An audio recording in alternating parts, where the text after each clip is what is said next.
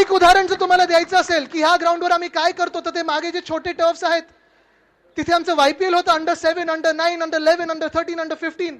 लहान लहान मुलं मस्त हे जर्सीज मोठे मोठे घालून फुटबॉल खेळत असतात, enjoying the game, loving the game, playing the game. आणि तसंच ह्या मोकळ्या मैदानावर आम्ही ठरवलं होतं की जसंच आमचं लीज रिन्यू झालं तर पूर्ण हे परत आम्ही MFAच्या खर्चानी, CSRनी पुन्हा एकदा हे ग्राउंड सगळं नवीन लावून, टर्फ नवीन लावून चांगले इथे चेंजिंग रूम्स करू आणि फुटबॉलर्ससाठी चांगलं काहीतरी बनवू.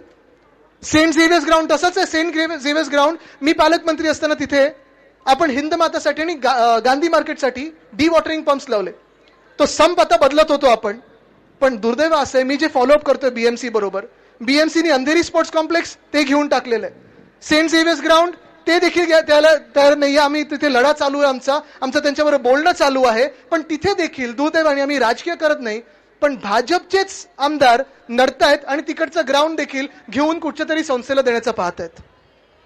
मुद्दा हा आहे की मुख्यमंत्री महोदय, आज मी तुम्हाला थेट सवाल करते, तुम्ही आज सकाळी कुठेतरी जेनझी बरोबर बोलत होता असं मी ऐकलं, आणि त्याच्यात मुख्यमंत्री बोलले की निश्चित बच्चों ने स्क्रीन से ज्यादा मैदान में होना चाहिए, असं फडणवीस साहेब बोललेत.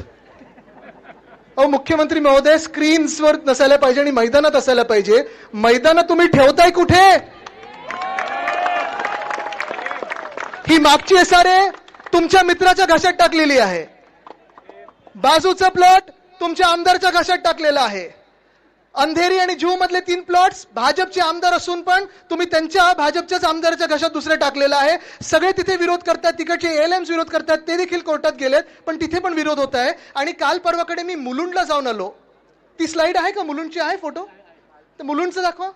दिस is most shocking for all open space lovers, all the people who are fighting for open space. Please just look at the Mulund problem. ते जे पिंक मध्ये दिसते ना, तुम्हाला दिसते? तुम्हाला सलीम भाई थोड़ा उनको दिखाओ. पिंक मध्ये जे आहे ते आहे स्पोर्ट्स कॉम्प्लेक्स रिझर्वेशन. त्याच्या खालती जे आहे ते आहे ऑर्किड इंटरनॅशनल स्कूल. रस्ता 30 फूटचा पण नाहीये, 30 फुटाचा पण नाहीये. समोर पेट्रोल पंपचं रिझर्वेशन आहे. पेट्रोल पंपचं रिझर्वेशन ऑलरेडी तिथे आहे, पण भाजपच्या आमदारांनी काय मागणी केली आहे? तिथे गॅस स्टेशन द्या आणि हा स्पोर्ट्स कॉम्प्लेक्सचा जो पूर्ण प्लॉट आहे तो चेंज करून तिथे पण पेट्रोल पंप द्या. कशासाठी? करा ना, पेट्रोल पंप तिथे आहे ना. पेट्रोल पंप मध्ये तुम्ही गॅस स्टेशन करा, पेट्रोल करा, डिझेल करा, इथेनॉलचा जगभरातला साठा करा.